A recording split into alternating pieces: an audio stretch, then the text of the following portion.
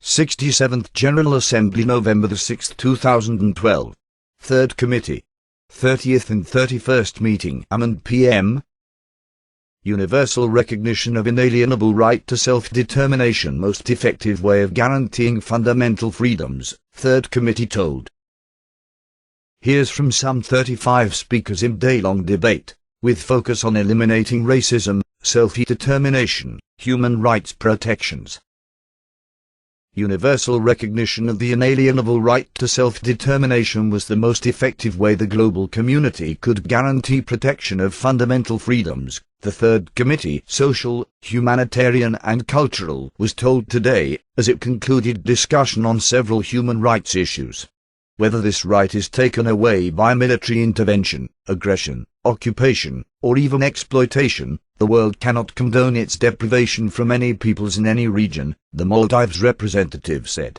All states facing questions of self-determination must include broader ethnic and linguistic groups in decision-making processes, said delegates, as the committee heard from some 35 speakers in a day-long debate that concluded its consideration of the elimination of racism and the right of peoples to self-determination, then moved on to consideration of human rights protections. The representative from the youngest member state, South Sudan, said his people's experiences were an excellent lesson for the international community on matters of racism and self-determination, since South Sudanese political parties and personalities had not been consulted in discussions on independence from colonial Britain, which led to distrust and decades of war. The racial and religious discrimination faced by South Sudan for more than 6 decades should not have happened, with the Charter and the watchful eyes of the United Nations to guard against such indignities, he said. Nonetheless, despite all the hardship inflicted, South Sudan, which finally became a republic in 2011, would like to put suffering behind and seek a good relationship with Sudan. During the discussion, a number of countries supported realization of self-determination for the Palestinian people, calling on the Security Council to recommend that the General Assembly accept the Palestinian application for United Nations membership and heavily criticizing Israel's policies. Malaysia's representative said he had personally witnessed the suffering of Palestinians under Israel's military occupation and blockade, which destroyed the economy and minimized employment opportunities in the occupied Palestinian territories. The sooner the solution is found, the sooner members of both sides can find themselves living in peace and security, he said. The only option is to make the two-state solution, based on 1967 borders with East Jerusalem as capital of Palestine, a reality, he said.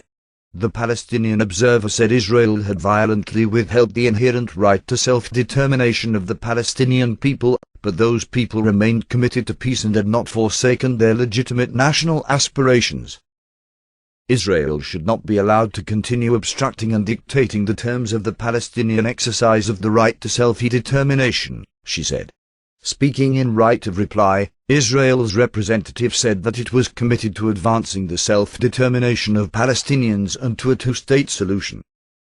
The Palestinian delegate, among others, had neglected to mention that Israel's Prime Minister had offered to negotiate with the Palestinian Authority president without preconditions but had been rebuffed time and again. If the Palestinian delegate cared about self-determination, she would stop berating his country and start working with it, he said. In the afternoon, the committee also resumed its discussion on the promotion and protection of human rights, in which most delegates vowed to continue engaging in the Human Rights Council's Universal Periodic Review, a cornerstone of the international human rights architecture. During the debate, the representative of Nigeria said the most severe human rights problems in the world today were caused by poverty, discrimination, conflicts and diseases. Political instability and conflicts, particularly in Africa, were intrinsically linked to economic development, he said, calling for an increase in development and financial assistance to realize the Millennium Development Goals. the representative of Malaysia, speaking on behalf of the Association of Southeast Asian Nations, ASEAN, said the work of the international community in promotion and protection of human rights should take into account principles of respect for national sovereignty, territorial integrity and non-interference in the internal affairs of states. Freedom, progress and national stability are promoted by a balance between the rights of the individual and those of the community, through which many individual rights are realized, as provided for in the Universal Declaration of Human Rights, he said. The European Union's representative said 2012 had been a year in which the long path of transition in many countries continued worldwide.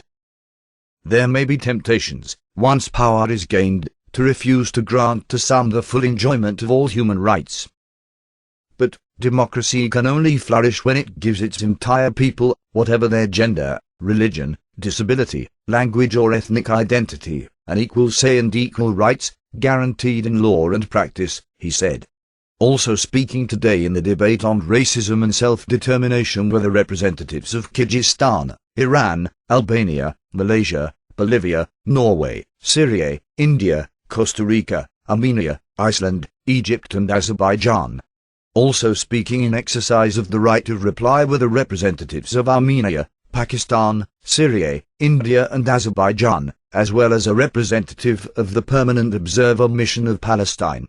In the debate on the protection and promotion of human rights, the Secretary-General of the Ministry for Human Rights of Burkina Faso spoke, as did the representatives of India, United Republic of Tanzania, Morocco, Vietnam, Ukraine, Latvia, Barbados on behalf of Caribbean Community, CARICOM, Chile on behalf of the Community of Latin American and Caribbean States, Brazil on behalf of Southern Common Market, Mercosur, Liechtenstein, Malaysia, Venezuela, United States, Australia, Japan and Lao People's Democratic Republic. Exercising the right of reply were the representatives of China, Russian Federation, Democratic People's Republic of Korea, Cuba, Bahrain, Vietnam and Japan. The committee will reconvene at 10 a.m. Wednesday the 7th of November, to begin its consideration of refugees and hold a dialogue with the Office of the United Nations High Commissioner for Refugees. Background. The Third Committee, Social, Humanitarian and Cultural, met today to continue its consideration of elimination of racism, racial discrimination and related intolerance as well as the right of peoples to self-determination, and to continue its discussion of promotion and protection of human rights. Statements on racism and self-determination. Napik Kasimov, Kyrgyzstan, rejected all forms of racism, racial discrimination, xenophobia and related intolerance. He also rejected the recent film entitled The Innocence of Muslims, saying also it was unacceptable to direct violence against diplomatic staff. There were more than 100 nationalities in Kyrgyzstan, and 1/3 of the population was comprised of ethnic minorities. In 1994, Kyrgyzstan had become party to the International Covenant on Civil and Political Rights, reaffirming its attachment to equality and non-discrimination. The constitution enshrined equal rights for all. It was pursuing a policy of multicultural education and transparent governance. A Council on Inter-Ethnic Development also had been established under the President's auspices.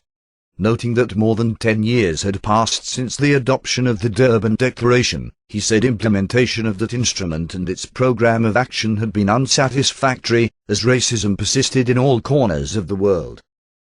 He shared the Secretary-General's appeal for more political will and stronger measures to reverse the trend of racist and xenophobic violence. Intercultural dialogue and respect for diversity were extremely important in combating such behavior. Political platforms based on such attitudes should be condemned as incompatible with democratic principles, and he urged states to change legislation, guarantee the rule of law and carry out appropriate educational work. Mr. Rahman, Iran, said the right of Palestinians to self-determination was an inalienable right, yet Palestinians were being deprived the exercise of that right. Flagrant international human rights violations by the occupying power continued unabated. The international community should not be indifferent to the travesty of justice and humanity. Palestinians deserved liberation and self-determination, and international measures had been inadequate. As long as that question remained unresolved, peace could not prevail in the region. The question of Palestine was at the core of the Middle East conflict. The root cause of the problem should be addressed. The final outcome should be an independent, democratic Palestine with Al-Quds al-Sharif as its capital. Turning to racism, Mr. Ansari said racism, in different forms and manifestations, was among the root causes of internal and international conflicts, and threatened ethnic and religious minorities. Racial and xenophobic actions had increasingly targeted minorities, especially Muslim communities, indigenous peoples, immigrants, people with African or Asian origins, and Roma. The growing tendency of politicians to stigmatize people on the basis of religion, race, color, descent and national or ethnic origin was also alarming. The world had seen a recent upsurge of Islamophobia in certain parts of the world, a trend manifested in attacks on Muslim places of worship, among other things. He was gravely concerned at the desecration of Muslim sanctuaries, saying such Islamophobic acts only cultivated animosity among different peoples and nations. Avinina, Albania, welcomed the contribution of the special reporter in his report on the increased use of the Internet to promote, fuel and disseminate racist ideas. Dialogue among different cultures and civilizations should be seen as an ongoing process that required dedication, goodwill and care. We cannot permit that the reckless, sporadic actions of disruptive groups through the Internet obstruct us from a genuine effort to reach a better understanding of each other in a world every day more globalized, he said. Albania shared the view that the global fight against racism, racial discrimination, xenophobia and related intolerance was an issue that concerned all and in which the international community must be united. But it was also convinced that the fight against intolerance began at the community level, and no society could progress unless every aspect of discrimination was fought vigorously and continuously. Hassan Hanif, Malaysia, said the long struggle for self-determination still eluded Palestinians, and the expansion of Israeli settlements was tantamount to the country's encouragement of settler violence against Palestinian people and property. Israeli policies and practices of displacement and dispossession only serve to worsen the disempowering and vulnerable conditions endured by the Palestinian people. He urged the international community and the Middle East Quartet to take firmer action to stop the illegal Israeli settlements, confiscation of Palestinian land and resources and demolition of Palestinian homes, property and infrastructure. The practices of administrative detention and extrajudicial execution also required a stronger international response. In addition, the Palestinian right to self-determination had been denied with illegal blockade of the Gaza Strip, where for 5 years 1.6 million Gazans had been living with insecurity, he said. He had personally witnessed the sufferings of the military occupation and blockade, which destroyed the economy and minimized employment opportunities in the occupied Palestinian territories. Under restrictive and oppressive conditions, Israel's control over every entry and exit of all people, goods and services in and out of Gaza was definitely done to slow the Palestinian path towards achieving self-determination. The sooner the solution is found, the sooner members of both sides can find themselves living in peace and security. The only option is to make the two-state solution based on 1967 borders with East Jerusalem as capital of Palestine a reality, he said. Ingrid Subja, Bolivia, said her country prohibited all forms of discrimination based on age, color, origin, culture, religious belief, political or philosophical affiliation, economic status, educational level, and other factors aimed at undermining the enjoyment of equal conditions for all people.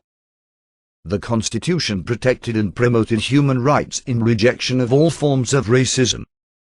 Yet, various forms of racism had come to the fore during the president's election among those unable to accept such changes. That had led to confrontations against farming and rural communities. She said racial discrimination affected the poor, which led to conflict and exacerbated poverty. On the 8th of October, the President enacted a law against racism that established mechanisms for preventing racism and all forms of discrimination. In line with international human rights treaties, Bolivia sought to consolidate policies for the prevention of racist crimes. Under a Supreme Decree of 2008, the justice sector worked with indigenous groups and others to draft an action plan for 2009 to 2013. Another decree established the organizational structure for a general director to combat racism. In addition, good faith agreements between government and civil society bodies to combat racism, discrimination and xenophobia had strengthened the standing mechanism for dialogue. Ahmed Saria Moldives said among our most inherent rights was that of self-determination. It was only through the realization of self-determination that the global community could begin to address other fundamental rights such as dignity, justice, progress and equity. Whether this right is taken away by military intervention, aggression, occupation, or even exploitation, the world cannot condone its deprivation from any peoples in any region, he said. The primary focus of all states facing questions over self-determination must be to create and engage in consultative mechanisms encouraging the exchange of information and ultimately, the incorporation of ethnic and linguistic groups into the decision-making process. It was clear that shortcomings in the consultative process had left many peoples exploited in the name of development, and natural resources had been used without regard for cultural integrity or preservation. While Maldives deplores excessive exploitation of natural resources and the potential for adverse impacts, we also deplore the abuse of peoples without regard to human dignity and national commitments to international law, he said. Taking note of the report of the Special Reporter on the situation of human rights in Palestine, Maldives strongly believed that a two-state solution with Israel and Palestine living side by side in peace was the only way forward, and therefore, called upon the United Nations to seek the right of self-determination for the Palestinian people. Tyne Morch Smith, Norway, said her country was becoming increasingly culturally diverse, which posed challenges, but also enriched society and created opportunities. The government had made integration and tolerance key priorities.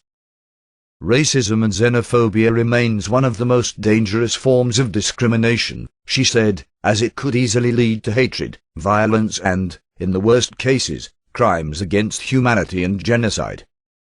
Now more than ever it was important to confront extremist ideologies and stereotypes of cultural and religious intolerance.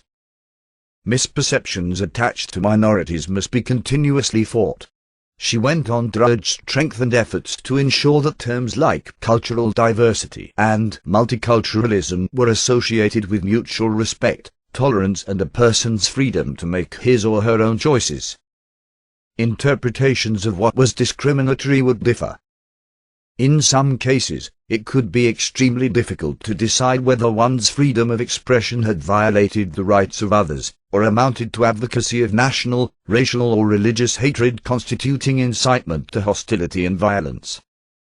She strongly supported the Durban Declaration and Programme of Action, saying the main battle against racism must be fought at the national level.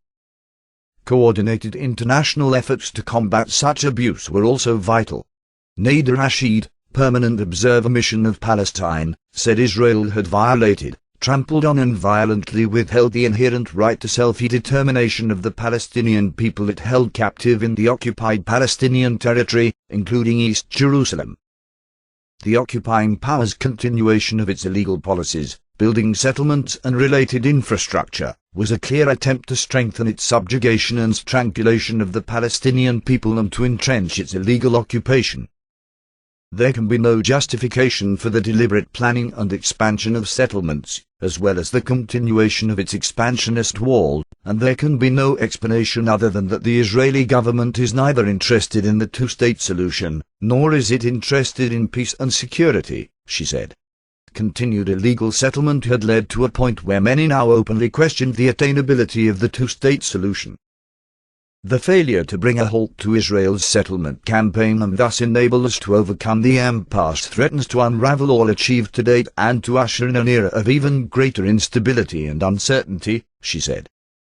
The Palestinian people remained committed to peace and had not forsaken their legitimate national aspirations. Israel, as the occupying power, should not be allowed to continue obstructing and dictating the terms of the Palestinian exercise of the right to self-determination. The Security Council's duties, the responsibilities of member states, and the obligations of the high contracting parties to the Fourth Geneva Convention were clear. Serious, practical measures had to be undertaken to compel Israel to halt illegal settlement activities and begin moving towards ending its illegitimate, belligerent 45-year occupation. Monia al-Saleh, Syria, said communications technologies and other efforts had been used to distort cultures and falsely elevate one culture, which only fueled a false superiority of some racial or religious groups. That threatened international peace and security and undermined the positive contributions of a culture of dialogue. Racism in her region had increased in a crude and dangerous fashion due to the Israeli apartheid system. Israel refused to accede to international conventions related to the repressing crime of segregation.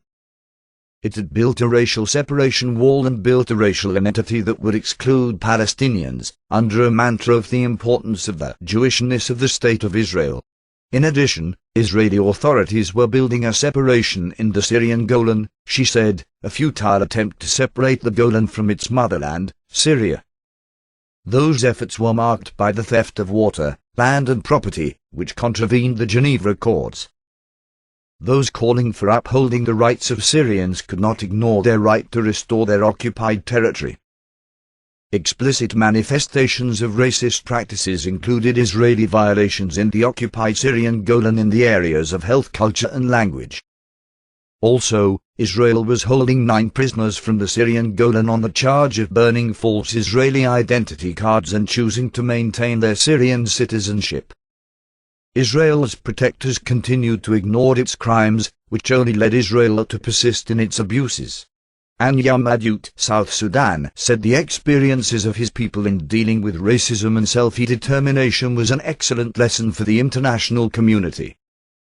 In 1953 in Egypt, the British had a consultative meeting with northern Sudanese representatives to discuss the future independence of Sudan. However, it did not include any South Sudanese political parties or personalities. Their opinion was not sought or consulted, and that led to distrust. As a result of that discontent, it escalated into a guerrilla-armed struggle, which lasted 17 years and displaced hundreds of thousands from their homes. In 1972, an agreement was reached to give South Sudan greater autonomy, but that agreement lasted only 10 years. The South Sudanese were forced to rebel, with the declared objective to fight for a secular South Sudan free from discrimination. The Second War lasted 23 years, and ended in 2005, as they exercised their right to self-determination in a national referendum and declared South Sudan a republic on the 9th of July 2011. The first comprehensive peace agreement in 1972 had been initially aimed at the principal objective of uniting Sudan under an agreement that would be free of the racist discrimination in the old Sudan, but that had not lasted. The racial and religious discrimination faced by South Sudan for over 6 decades should not have happened, with the Charter and the watchful eyes of the United Nations to guard against such indignities. Nonetheless, despite all the hardship inflicted on them, the people of South Sudan would like to put their suffering behind them, and seek a good relationship with Sudan. Anu Tandon, Member of Parliament of India, said her country had a multi-religious, multi-ethnic and multilingual society. Indians had contended with racism under colonialism, but the leaders of the freedom struggle had ensured that the principles of equality were enshrined in the constitution and anchored in a comprehensive legal framework. India had been involved in drafting the Convention on the Elimination of All Forms of Racial Discrimination. Expressing concern at increased racist incidents in some countries, she urged also taking effective national measures, including those to ensure an attitudinal change. Education strategies would perhaps provide the surest guarantee against racism, racial discrimination and xenophobia. She said India's unwavering support for the Palestinian cause was a cornerstone of its foreign policy. India supported their aspiration for enhanced status at the United Nations, and for a Palestinian state with East Jerusalem as its capital and living alongside Israel, as outlined in the Roadmap and Arab Peace Initiative. ethnic or religious segregation could not be legitimized by an argument that society be created along homogeneous lines. That would only aid forces of extreme nationalism. She rejected Pakistan's statement about Jammu and Kashmir, whose people had regularly reaffirmed their will through free and fair elections held there. Pakistan only sought to turn attention away from its record of human rights violations, including in the Pakistan-occupied area of Jammu and Kashmir. Solwia Solda, Costa Rica, said his country was privileged to be a multicultural and multi-ethnic society, and was committed to ending of all forms of discrimination. That was why protection of all groups that were not majorities was key to shaping the democratic nature of the country. Costa Rica recognized that people of African and Asian descent, as well as indigenous peoples, remained vulnerable to discrimination, and were also victims of colonialism and continued to suffer its effects. Costa Rica was addressing, as a society, the challenge of racism by ensuring vulnerable ethnicities had access to comprehensive development and growth. It was working on a systematic approach against discrimination, submitting reports to treaty bodies and continuing to fine-tune its national plan, with significant support of the Office of the United Nations High Commissioner for Human Rights. The development of the plan was an inclusive and participatory process which had to include all stakeholders. It was hoped the national plan would pave the way for a statewide policy to combat discrimination and promote affirmative action to create opportunities for all. Among other measures, Costa Rica's inclusive new law on migration was part of the direct struggle against xenophobia, while the 2011 census established self-identification categories for better analysis to inform policies. But racist phenomena had not been eradicated, and no country could claim to be free from their destructive consequences. Costa Rica was convinced of the need to depoliticize the manner in which the agenda item was addressed and focus on the needs of the victims. Intercultural dialogue was necessary when confronted with discrimination. Only specific measures and human rights-based education that promoted understanding between nations, races and ethnic groups based on the Universal Declaration would help build societies that were democratic and truly respected equality. Garan Natsarian, Armenia, considered the right to self-determination a major component of respecting human rights around the world. Its universal recognition was the most effective guarantee of the protection of human rights and fundamental freedoms. That right was a binding and universally recognized norm of international law. Obstacles against the exercise of the right to self-determination led to armed conflict, destruction, internal displacement and refugee crisis. While ones were trying to heal in Nagorno-Karabakh, Azerbaijan was trying to launch a new war with anti-Armenian efforts at the national level. The alarm had been sounded by international and intergovernmental bodies specialized in combating racism. He said Azerbaijan continued to disseminate false accusations against Armenia and Nagorno-Karabakh. It was spreading hate propaganda. Azerbaijan's pardon of Ramil Safarov, who slaughtered an Armenian soldier in his sleep simply because he was Armenian, had been cited as a sign of patriotism by Azerbaijani youth. Future murderers were now aware of the impunity they could enjoy for murder driven by hatred. Such alarming acts contradicted international law and challenged the entire human rights system. He expected the United Nations to continue to voice its concern and react promptly to those developments. Azerbaijan had carried out crimes on ethnic grounds over the decades that had not contributed to an atmosphere of trust and only raised questions about its understanding of the United Nations goals of peace and tolerance. Greta Gunnarsdottir, Iceland, said her country's constitution prohibited discrimination based on racial and ethnic origin, religion or belief. Two provisions in the General Penal Code specifically safeguarded against such discrimination, and the code also made it clear that any kind of hate speech against a person or a group of persons based on nationality, ethnicity, race, religion or sexual orientation was not tolerated.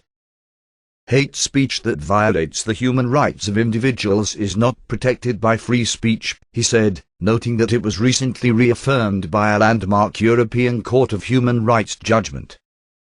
Iceland also deeply valued freedom of expression as a fundamental right, and had undertaken a comprehensive review of its laws, collecting best practices from around the world.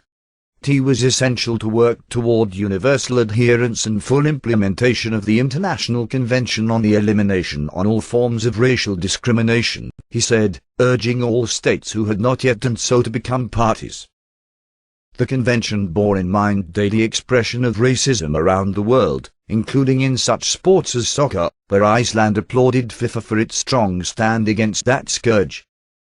Iceland also continued to support the Durban Declaration as well as the outcome document from the review conference, seeing them as important tools to deal with the scourge of racism, racial discrimination, xenophobia and related intolerance.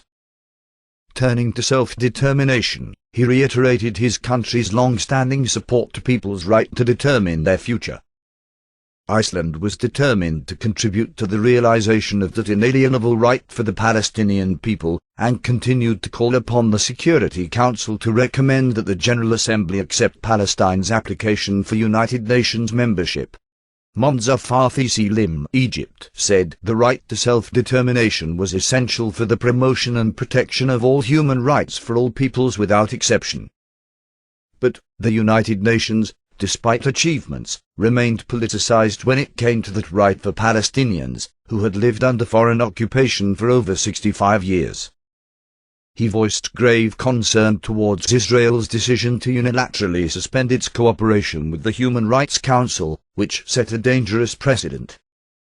If not addressed, it would undermine the Council's functioning. After more than 3 years of Israel's war on Gaza, Egypt reiterated its call for the full implementation of recommendations in the report by the United Nations Independent International Investigation Committee. He said Egypt also welcomed the report and recommendations of the Special Procedure on the Situation of Human Rights in the Palestinian territories occupied since 1967. The main theme of the General Assembly in bringing about adjustment or settlement of international disputes or situations by peaceful means underscored the need to ensure that mediation was fair and effective. The decolonization process was incomplete and more effective efforts were needed to achieve it. The United Nations was obliged to ensure full realization of the right to self-determination and full enjoyment of human rights, especially for Palestinians. He called for upholding that responsibility through building confidence among all parties, with the aim of reaching a just, comprehensive and lasting peace in the Middle East, on the basis of all terms of reference, United Nations resolutions and the Land for Peace principle. Tufig Mazay of Azerbaijan said acts of foreign military intervention suppressed people's rights to self-determination and should be halted. In certain instances, there continued to be a flagrant misinterpretation of self-determination. It should be made clear that international law was unambiguous about not creating grounds for non-consensus secession. Claims of secession were unsustainable when they violated international law and when they were coupled with external aid. That evidenced in Armenian efforts against Azerbaijan.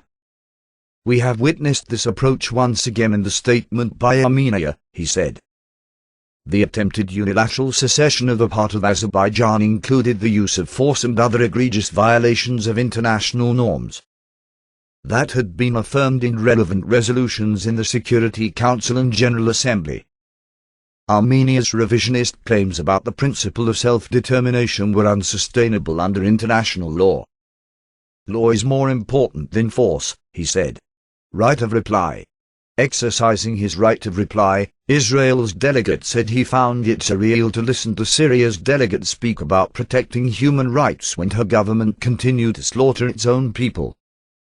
It was time Syria stopped using Israel to sweep its crimes under the carpet in efforts to distract from the atrocious crimes of the Assad regime. To comments by the Palestinian delegate, he said that, contrary to those false statements, Israel was committed to advancing the self-determination of Palestinians and to a two-state solution. The Palestinian delegate, among others, had neglected to mention that Israel's Prime Minister had offered to negotiate with the Palestinian Authority president without preconditions but had been rebuffed time and again. If the Palestinian delegate cared about self-determination, she would stop berating his country and start working with it. Pakistan's delegate said Kashmir was an internationally recognized disputed territory. Numerous statements have been made by India at the United Nations and other fora. As for the Kashmiris elections, it was known that such elections had been rejected by the Security Council and by Kashmiris themselves. No electoral activities could substitute for a free and impartial plebiscite mandated by the Security Council. He regretted the reference to the so-called human rights situation in Pakistan, saying, "Jammu and Kashmir is not India's internal issue." Pakistan's statement to which India had referred was based on what Kashmiris and the international media had been saying. Pakistan will continue to support the right of people in Jammu and Kashmir to choose their destiny, in line with Security Council resolutions on that matter. Resolution of those issues could only happen in an environment of cooperation, to which Pakistan remained committed. Ongoing discussions must move forward. Armenia's delegate regretted that an attempt had been made by Azerbaijan's delegate to mislead, by misrepresenting the causes and consequences of the conflict of Nagorno-Karabakh. Armenia had never started any aggression. It was Azerbaijan that had started the full-scale war against the people of Nagorno-Karabakh, forcing them to take up arms to protect their lives. There were systematic breaches of the rule of law, fundamental freedoms and human rights, including the right to self-determination. He said the current situation in the region stemmed from Azerbaijan's decision to use force to suppress the people of Nagorno-Karabakh and keep them from exercising their right to self-determination. It was Azerbaijan that had violated Security Council resolutions urging parties to pursue negotiations in the Organization for Security and Cooperation in Europe (OSCE) Minsk Group framework. Azerbaijan's refusal to engage in direct talks with elected representatives of Nagorno-Karabakh, and its hostile stance against Armenia, was the main impediment to resolving that issue. Armenia had used its good offices with the Nagorno-Karabakh leadership to find a peaceful solution to the conflict. Syria's delegate said the representative of the occupying power, having heard condemnations of its racist policies, had found himself in a perilous situation, which was why he had tried to divert attention from events in his country. She would not respond to his lies. He represented an authority that murdered, raped, and imposed a blockade on people for more than 60 years. Today, that representative tried to find solutions that suited his own purposes. Syria impatiently awaited the evacuation of the Golan Heights by the Israeli occupying power. Syria would always remind the international community of that country's activities as it pursued its occupation of Arab lands. Exercising the right of reply, the representative of Palestine said she regretted to have to take the floor to respond to the statement of the representative of Israel. Year after year the same assertions were made, but Israel continued to violate international law on the ground, which did not offer support to the false claim that Israel wanted peace and was a peace-loving country. It continued to demolish Palestinian homes and displace people, building illegal settlements and unleashing racist settlers. "Is this what they mean by peace?" she said. "Israel should stop wasting the time to make those false statements of peace and end its violations. Only when Israel ended its occupation and violations would peace and security prevail." Exercising right of reply, India's representative said the representative of Pakistan had regrettably made a fallacious claim. Jammu and Kashmir was an integral part of India, and its people had chosen their destiny in a democratic way. Azerbaijan's representative, in right of reply, said the comments by Armenia were illustrative of the country's purposeful efforts to mislead the international community. Its claims had never been consistent with international legal norms. The situation following the independence of Azerbaijan and actions of Armenia were clear: it had unleashed a war, occupied Azerbaijan in Nagorno-Karabakh and 7 regions and conducted ethnic cleansing. The most serious crimes had been committed in the course of the war. In 1993, the Security Council adopted 4 resolutions that condemned Armenia's actions, called for its withdrawal and confirmed Nagorno-Karabakh was part of Azerbaijan. The international community had made it clear that any attempt by Armenia in that regard was a violation. What Armenia described as the peaceful right to self-determination has been described by the international community as the illegal use of force. Pakistan's representative, in response, urged his Indian colleague to read the relevant Security Council resolutions. The only ways to resolve the Jammu and Kashmir dispute was to address it in an international forum and through meeting the aspirations of the Kashmiri people. Pakistan was committed to a peaceful resolution to the dispute, he said.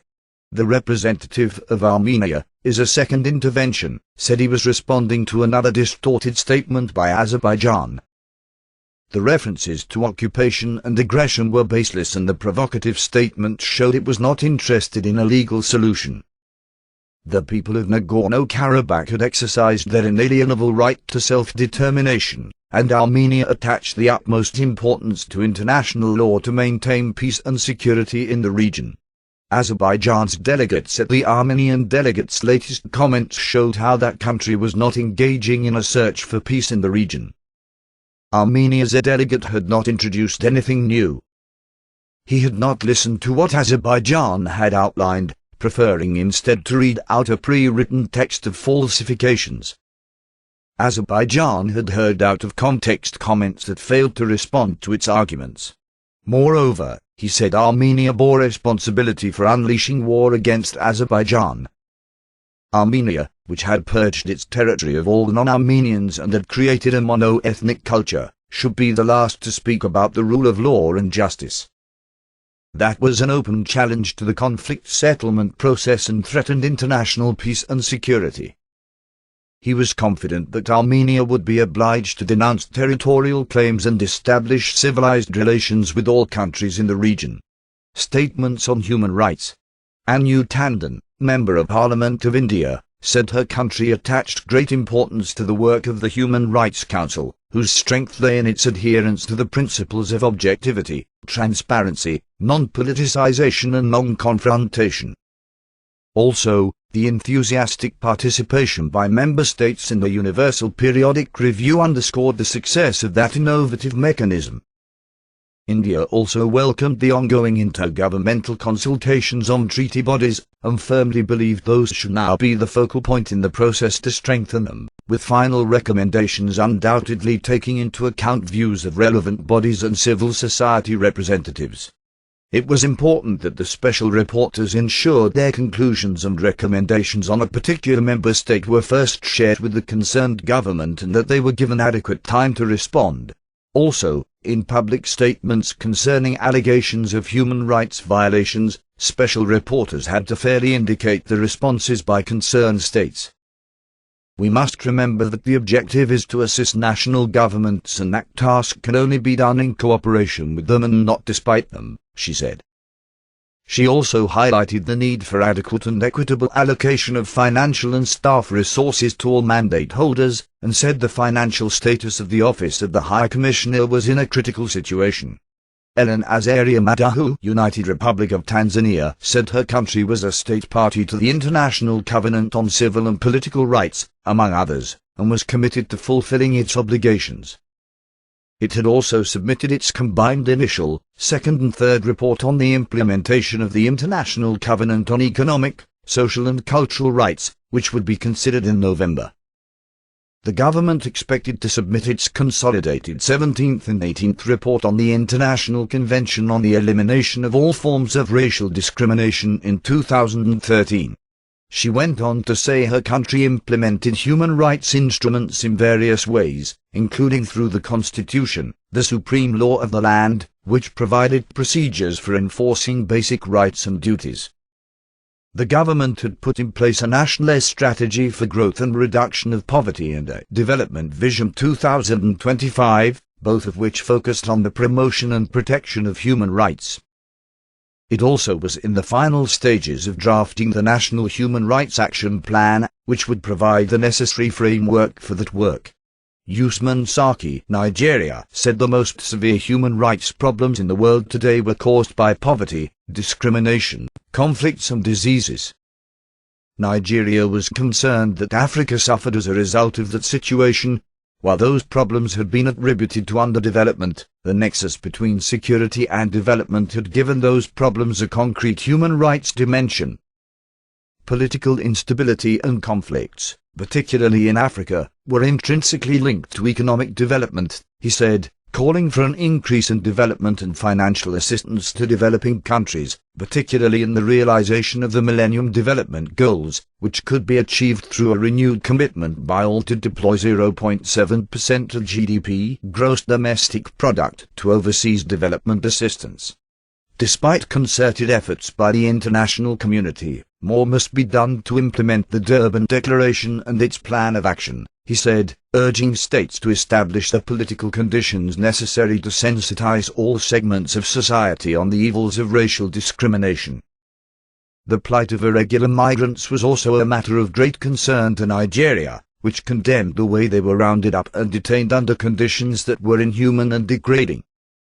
We call on states engaged in this practice to uphold minimum standards of decency in the way irregular migrants are treated, especially the conditions under which they are detained, he said. Mohamed Jallow, Morocco, underscored that it was the primary responsibility of states to protect and promote the rights of people within their territories. The centrality of human rights had seen important institutional developments, including with the Human Rights Council. Further, the impact of political change on human rights had been seen in recent years, with democratic changes in the Arab world and others in the Sahel challenging the United Nations to find resources and strategies for meeting the needs of countries in democratic transition or post-crisis. While the attitude towards United Nations human rights mechanisms was positive, there had been negative behavior in implementation efforts. He urged eliminating the perception that human rights was being used as a simple way of achieving political objectives. That should also cover certain politically motivated non-governmental organizations. In Morocco, human rights today stemmed from a debate among all stakeholders. He commended Moroccan civil society, which had proven its capacity to act to preserve constitutional achievements. Morocco also had gradually adapted to international standards. The attempt to reach equity and reconciliation, a pioneering experience for transitional justice, was now part of its constitution. Also, Morocco was committed to discussions with all United Nations human rights mechanisms, including the Universal Periodic Review, having adopted almost all of its recommendations. A national program also had been created for its follow-up. The Hoa Trung, Vietnam, said respect, protection and promotion of human rights was the consistent policy of his country, detailing mechanisms and measures implemented that were both in line with international laws and respectful of the social and cultural tradition of the nation. With a policy that puts people at the center of the socio-economic process, Vietnam considered acceding to international conventions on human rights a steady policy that reflected its resolve and commitment to safeguard those legal standards. Besides establishing and refining its legal system, Vietnam had accelerated reform and efficiency and increased democracy to better guarantee human rights.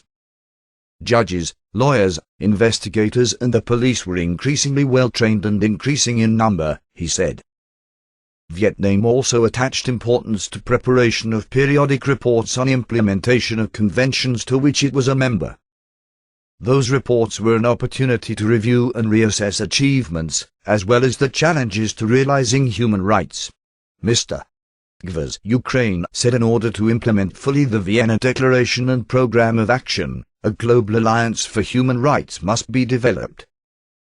Contributions from all actors were needed. Governments, international organizations and civil society all had vital roles to play. Genuine and effective prevention was a pragmatic alternative against human rights violations. The adoption by the Human Rights Council of the resolution initiated by Ukraine, the role of prevention in the promotion and protection of human rights, co-sponsored by more than 40 countries, showed the vital importance and strong potential of preventive strategies, policies and measures to ensure respect for human rights. Ukraine was strongly committed to the Universal Periodic Review mechanism, he said. It went through its first review in 2008 and presented its progress report in 2010. On October the 24th, Ukraine successfully underwent the second Universal Periodic Review at the Human Rights Council. The special procedures were one of the most dynamic and effective mechanisms for the protection and promotion of human rights. Ukraine welcomed further strengthening and enhancing transparency in the selection of mandate holders, as well as ensuring their independent status. Being committed to the promotion and protection of human rights worldwide, Ukraine would be a candidate for Council membership for the 2018 to 2020 term. Ukraine remains determined to engage constructively in the work of the Council and would exert every effort to ensure it fulfilled its mandate in a most effective and essential manner. Latvia acknowledged the important role played by the treaty bodies monitoring implementation of obligations and gave serious consideration to their recommendations to further improve the human rights situation in her country in accordance with universal standards. Being one of the first states to issue a standing invitation to all special procedures, Latvia actively promoted that practice. We believe that issuing a standing invitation to the special procedures is an unambiguous signal of the strength and commitment of a country to the promotion and protection of human rights and demonstrates a tangible contribution to the strengthening of the whole UN system of human rights protection, of which the special procedures are an integral and important part, she said. To further demonstrate its commitment to the promotion and protection of human rights, Latvia had put forward its candidature for the Human Rights Council elections for 2014. Having gone through a challenging transformation process and achieving considerable progress, we believe that as a Human Rights Council member state we will have much to contribute to the joint efforts in the global promotion and protection of human rights, she said. Promotion and protection of human rights had been high on Latvia's agenda since regaining independence in 1991. In the tough situation of the economic crisis, the government always made sure those rights were protected and support programs continued to be implemented within the available budget. Despite those achievements, Latvia was realistic and understood there was still room for improvement and development.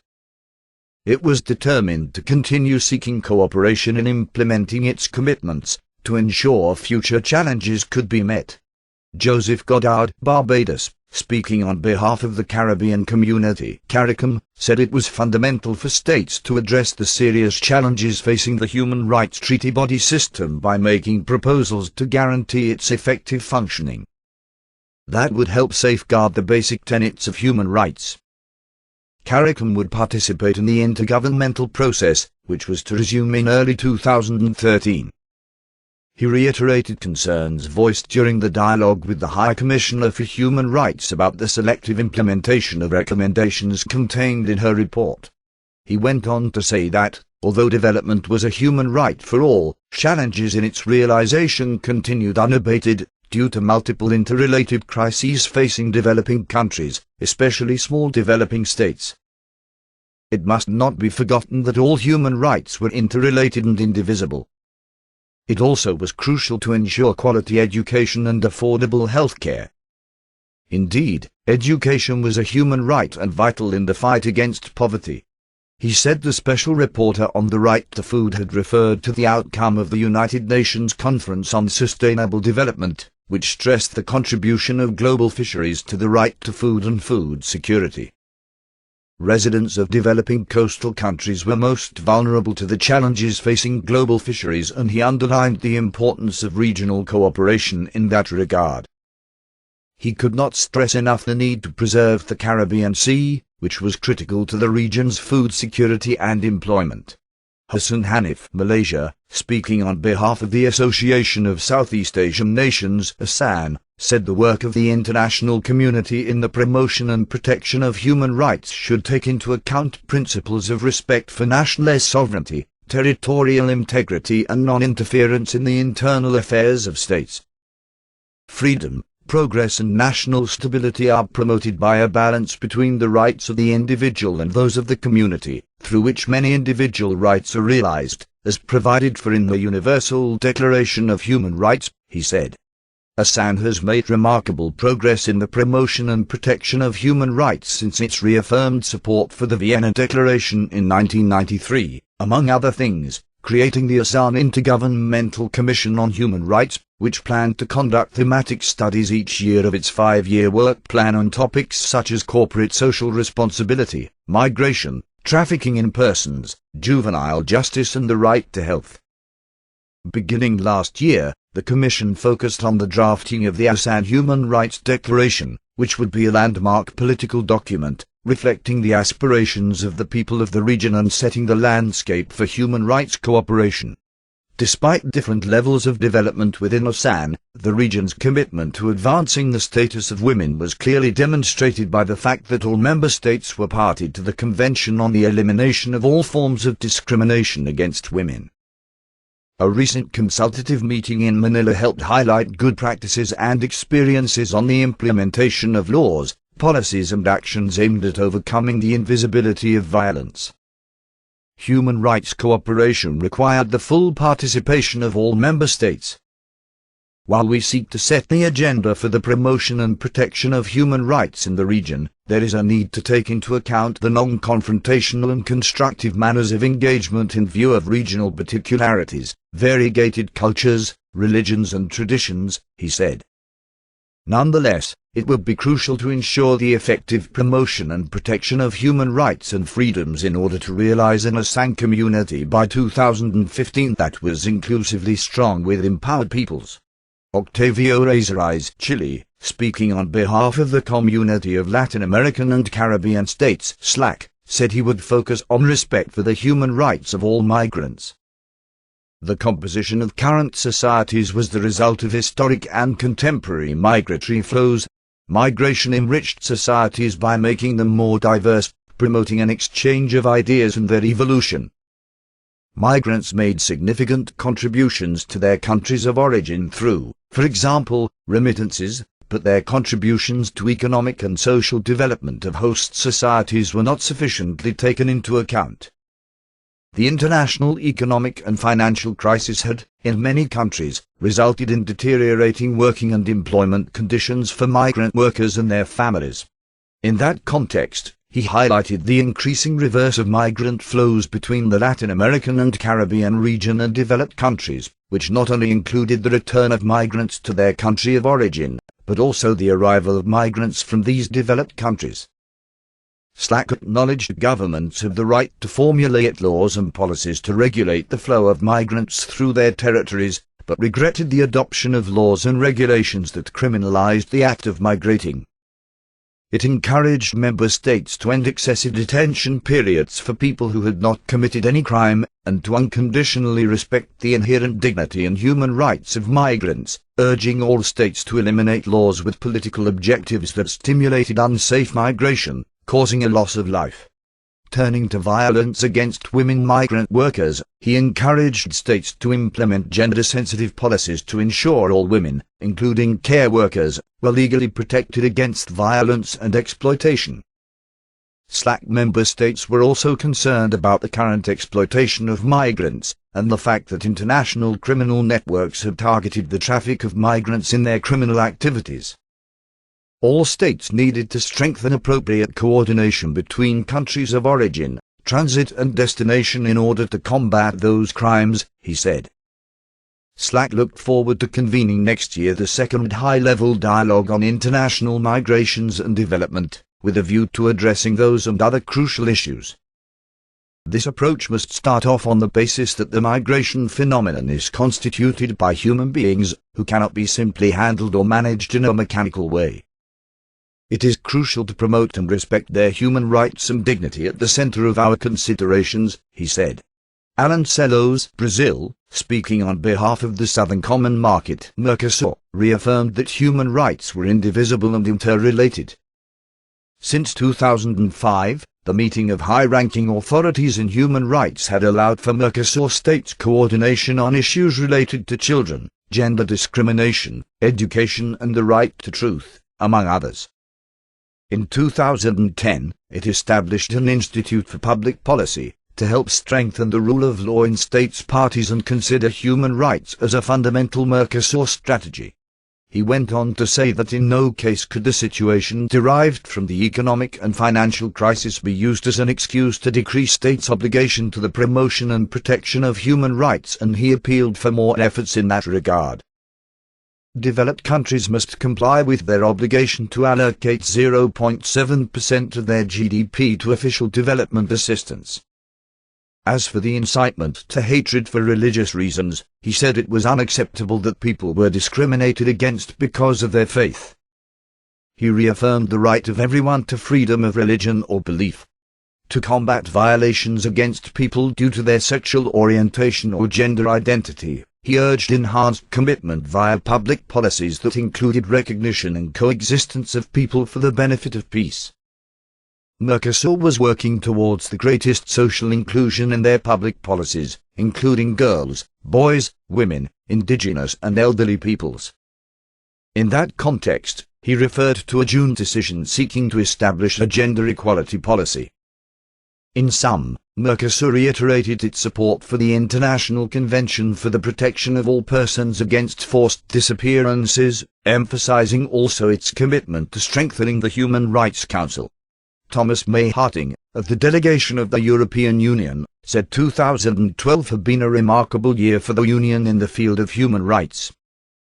For the first time, it adopted a unified strategic framework setting out principles, objectives and priorities to further improve Union human rights policy.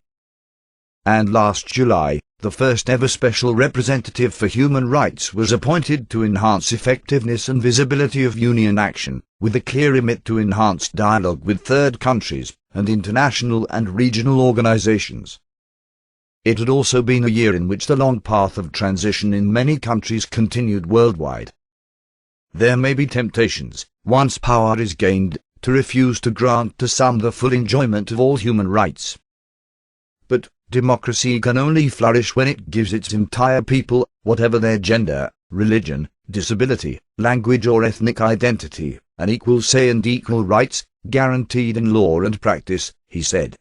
Countries part of the Arab Spring, Tunisia, Egypt and Libya, successfully organized democratic elections, and expectations were high in countries of the region which had embarked on reforms, such as Morocco, Algeria and Jordan.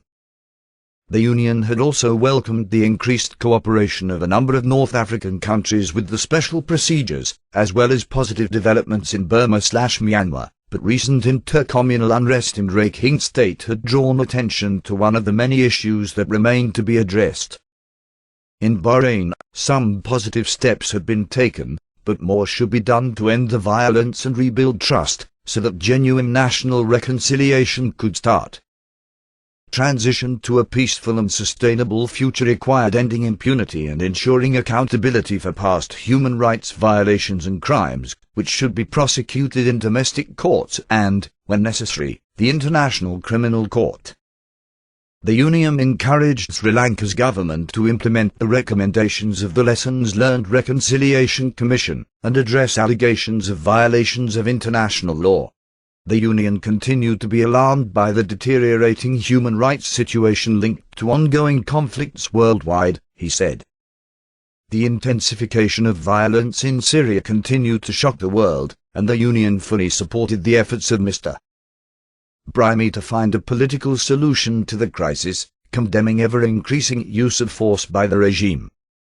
Among other things, the Union was also very concerned at disturbing reports of violations and acts of violence in Mali, the rapidly deteriorating situation and escalation of violence in Eastern Democratic Republic of the Congo, recent legislation in the Russian Federation, Venezuela's denunciation of the American Convention on Human Rights, the unabated crackdown on human rights defenders in Iran, violations relating to land reform and convictions of human rights defenders in Cambodia, a more restrictive approach to freedom of expression and media in Vietnam, the tragic wave of self-immolations in the Tibetan regions of China, and persistent, grave, widespread and systematic violations of human rights in the Democratic People's Republic of Korea. The General Assembly, as the United Nations premier and universal human rights forum, needed to address those situations. Christian Winoza Liechtenstein urged taking a critical look at the United Nations' capacity to respond, saying that two elements must come together for it to bring about decisive change on the ground: political will and adequate tools. Protecting rights and freedoms often did not prevail over other political interests in international decision-making, and he urged making every effort to ensure that preventing grave and systematic violations of international law was the highest priority in decision-making processes. Preserving the independence of the High Commissioner for Human Rights was essential in ensuring she remains the primary advocate for implementing human rights. Liechtenstein was fully committed to preserving the institutional arrangements among the General Assembly, the Human Rights Council and the United Nations Secretariat, while encouraging different stakeholders in the human rights architecture to strengthen their cooperation. Indeed, the Council had established itself as the central standing body to address all human rights questions. He called on states to continue engaging in the Council's Universal Periodic Review, recalling the collective responsibility to ensure the review continued to be a cornerstone of the human rights architecture. Should a state cease to cooperate, that would challenge the equal applicability of agreements in the human rights field and put that state's commitment to the principle of inclusive multilateralism into question. He also urged a clear focus on resources in treaty body discussions. In that regard, states must respond to the ad hoc requests for additional funding from treaty bodies in the most precarious situations. Those requests provided an opportunity to pilot innovative proposals, such as the meeting of treaty bodies in parallel chambers when they deemed it appropriate.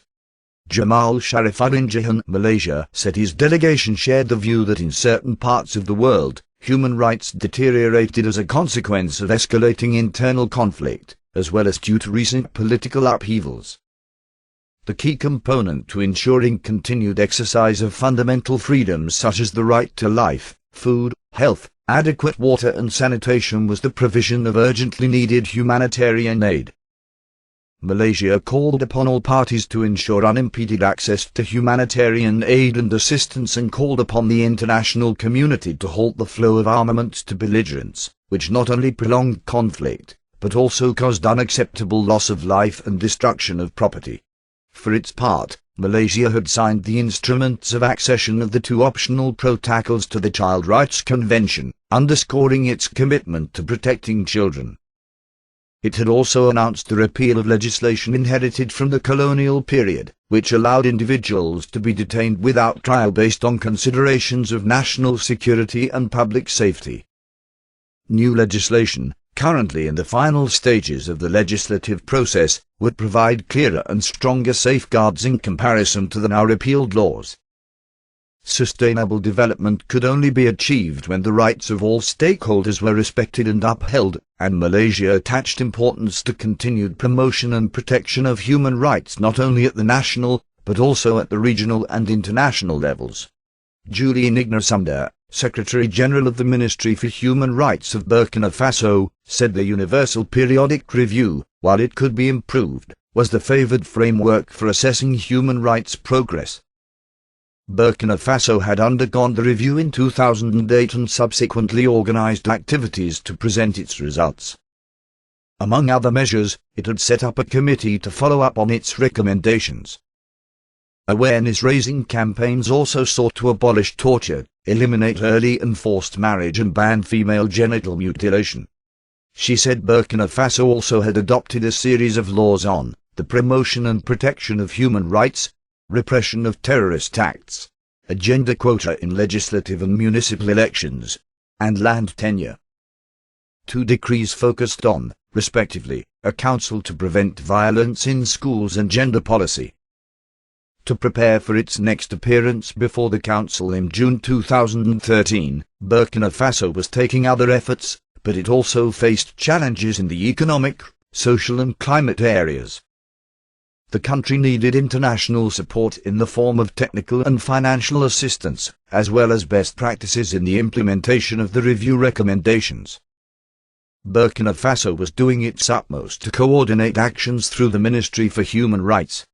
Jorge Valero, Venezuela, said there had been a deterioration of human rights and fundamental freedoms in developed states, poverty and inequality in the world was being spread, as social programs were cut. At least 1 billion people were seriously disabled or suffering the serious effects of malnutrition. The struggle against terrorism was used to increase fear and abolish legal and civil rights, as 8 of 10 deaths caused by unmanned drones were civilians. There were also extrajudicial executions, torture was justified, prisoners of war were killed and their deaths were celebrated. It was unacceptable that countries of the European Union held themselves to be sacrosanct defenders of human rights, when they caused the suffering of millions of human beings through their policies. The picture of human rights in the world was certainly not encouraging. Capitalism in its neoliberal phase was violating the rights of the people of the South. Since 1999, Venezuela had consecrated in the broadest possible way human rights and guarantees, he said. It recognized the rights of indigenous communities and environmental rights, and had established institutions to exercise those rights. During the last decade, poverty and inequality had been reduced at surprising speed in Venezuela, a participatory democracy where the benefits of development were enjoyed and human rights were for all, not just for the few and privileged. Venezuela repudiated any action that diminished human rights and fundamental freedoms. Today there was no death penalty, nor torture, nor secret prisons. Venezuela was fully committed to deepening cooperation with the Human Rights Council, and hoped that system would be strengthened to encourage genuine implementation of human rights. Ted Dintersmith, United States, said the human rights situation in Syria had worsened in the last year, with more than 30,000 people killed. Government forces had escalated violence against civilians and medical facilities.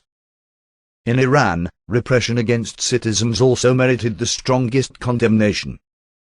Iran must uphold its international obligations, respect its own laws to protect its citizens, and release all those jailed for their religious beliefs. Further, he called on the Democratic People's Republic of Korea to respect human rights by dismantling political prison camps. That government subjected its people to forced labor and denied the freedoms of association, expression and movement, among others. Sudan continued to attack civilians in Darfur, sustaining a climate of impunity and denying various freedoms. In Blue Nile and South Kordofan states, the government's bombardment was causing civilian displacement and a worsening humanitarian crisis. The United States strongly supported the July establishment of a special reporter on the human rights situation in Belarus, he said, where the government continued to curtail the freedom of association and right to a fair trial. He also was concerned at the crackdown on human rights activists. In Eritrea, the severe curtailment of fundamental freedoms had led to large numbers of people fleeing the country. The government also had not accounted for those who had disappeared after arrest. In Cuba, a perennial human rights violator, security forces continued to beat citizens for peacefully expressing freedoms of expression and assembly. China continued to impede the freedoms of expression and association. The government in Burma had started a noteworthy reform process, but recent events in Rakhine State had been profoundly distressing. The United States remained committed to the reform process. Nishawanpula, Australia, said that, as a proud multi-faith, multi-ethnic and multicultural society, Australia encouraged respect for religious differences and protected the rights of people of all religions to practice their beliefs without intimidation. Legislation protected those rights, while multicultural policy advances supported harmonious relationships between people of different backgrounds. Australia firmly believed in the freedom to voice one's opinions or beliefs as an essential feature of the human rights framework. She deplored all acts of violence instigated to discriminate against a person's religion or beliefs, as well as those provoked by a lack of tolerance for freedom of expression. She was deeply concerned about recent violence stemming from the conflicting exercise of those two freedoms. Governments were obliged to encourage healthy dialogue on cultural, ethnic, linguistic and religious diversity that allowed for expression of opinion. On other matters, she called on Syria to abide by a ceasefire and end the violence. She also condemned widespread human rights abuses in Iran, urging the government to engage with United Nations human rights mechanisms, and expressed deep concern at violence in the Eastern Democratic Republic of the Congo, as well as human rights abuses in the Democratic People's Republic of Korea. Kazuo Kodama, Japan, said his country appreciated the recent measures by the government of Myanmar in the areas of democratization and reconciliation, and Japan hoped to continue to play a positive role helping improve living standards, foster human resources and maintain infrastructure and institutions. The human rights situation in Cambodia had been progressively improving since its peace accord 20 years ago. However, the country still faced several challenges, including its land rights issue. Japan encouraged the Cambodian government to cooperate with the international community to make further efforts on the remaining challenges. Japan was also gravely concerned by human rights violations in the Democratic People's Republic of Korea, and was very much disappointed that it refused to cooperate with the United Nations human rights mechanisms, he said. 10 years had passed since the Pyongyang Declaration between Japan and the Democratic People's Republic of Korea, yet the abduction issue remained outstanding. 12 Japanese citizens who were abducted by the DPRK have not yet returned to their homeland. There are still other cases of missing persons in which the possibility of abduction by the DPRK cannot be ruled out. This issue should be resolved as soon as possible, as the victims of abduction and their families are becoming old, he said, asking all member states to lend support for the situation of human rights in the country. Further, Japan was deeply concerned by continued serious violations of human rights in Syria, urging the government to stop oppression and violence against its own people. Japan also conducted its 8th human rights dialogue with Iran, and appreciated the government's constructive manner. However, it was concerned by the human rights situation in the country and urged the government to ratify all treaties, calling upon it to cooperate with the international community by allowing the special reporter into the country. Kanya Kamunkan, Lao People's Democratic Republic, addressed concerns about a lack of legislation prohibiting the use of the death penalty against children, saying that children's rights were promoted and protected in the Constitution. The government had adopted a number of measures, including the law on the protection of the rights and interests of children, as well as the National Program on Anti-Trafficking and Sexual Exploitation of Children. Article 32 of the Penal Code outlined the death penalty as a punishment to be imposed in especially serious cases. A death sentence was prohibited for offenders under the age of 18 years at the time of their offense. He said that although the death penalty had been retained in national legislation, a de facto moratorium on it had been observed for several decades. The Lao People's Democratic Republic was party to 7 of the 9 core international human rights instruments, including the Convention on the Rights of the Child and its 2 optional protocols. Its appearance in the first cycle of the Universal Periodic Review in 2010, as well as submission of other national reports under other human rights instruments, testified to its compliance in that regard. Right of reply. Expressing her right of reply, China's delegate categorically rejected allegations made by the representatives of the European Union and the United States, both of which were deeply crippled by their notorious human rights records. She strongly urged the European Union and United States to review their own human rights situations and resolve differences with other countries by engaging in dialogue. The representative of the Russian Federation, responding to the European Union delegates' remarks, said that in July, several amendments had been introduced to publish information on non-profit groups participating in political activities and, at the same time, receiving foreign funding. They aim to increase the transparency of non-governmental organizations receiving foreign financing. The adopted amendments did not forbid foreign financing of those organizations.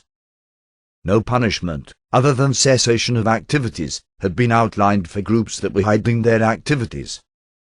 The Russian Federation had borrowed what had long been used by its Western partners. In fact, the law was modeled on United States legislation concerning foreign agents, with the Russian version being somewhat softer.